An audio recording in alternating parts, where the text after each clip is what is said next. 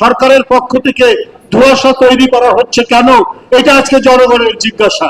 সংস্কারের আবার স্বল্প মেয়াদে কি দীর্ঘমেয়াদী কি? সংস্কার তো চলমান প্রক্রিয়া।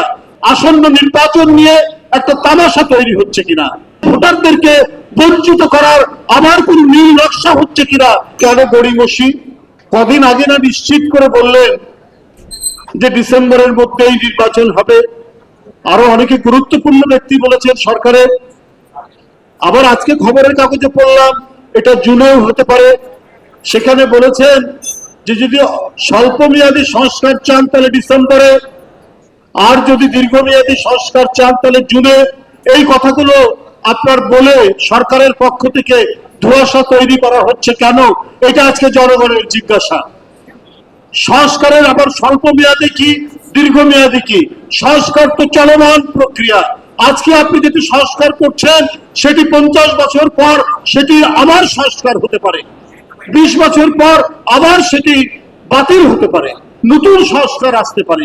তাহলে এই কথাটি আসছে কেন যে আজকে স্বল্পমেয়াদী সংস্কার হলে ডিসেম্বর আর দীর্ঘমেয়াদী সংস্কার হলে এইটা জুন। এই কথাগুলোর মধ্যে দিয়ে একটা ধোঁয়াশা তৈরি হচ্ছে। মানুষ মনে করছে আসন্ন নির্বাচন নিয়ে একটা তামাশা তৈরি হচ্ছে কিনা।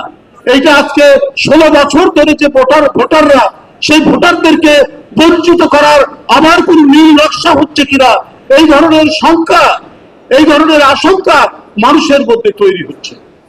আপনার ইউরোপে উইচ হান্টিং বলে একটি কথা ছিল, ডাইনি শিকার। এটা আইন করে করা হয়েছিল। ডাইনি শিকার, কিছু মেয়েদেরকে ডাইনি বলে পুড়িয়ে হত্যা করা হতো। অত্যন্ত অমানবিক একটি প্রথা। 1735 সালে সেটি রদ করা হলো।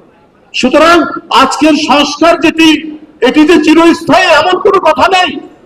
এটি 40 বছর পর এটি ব্যর্থ হয়ে যেতে পারে, আবার নতুন কোনো সংস্কারের প্রয়োজন হতে পারে।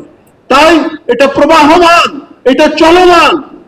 তো সেখানে স্বল্প মেয়াদী দীর্ঘমেয়াদী, আপনি দীর্ঘমেয়াদী সংস্কারের কথা বললেন, কিন্তু এটাই যে আপনার চূড়ান্ত তা তো নয়। তো সুতরাং এইসব কথা বলে জনমনে কোনো ধোঁয়াশা তৈরি যদি সরকার করেন তাহলে সরকারের প্রতি মানুষ একটা বড় ধরনের অনাস্থা তৈরি হবে। এইটা তারা দয়া করে করবেন না। কারণ এই অন্তর্বর্তীকালীন সরকারের প্রতি জনগণের সমর্থন, গণতন্ত্রকামী রাজনৈতিক দলগুলোর সমর্থন তো রয়েছে। তাদের কাছে জনগণ এটা প্রত্যাশা করে না।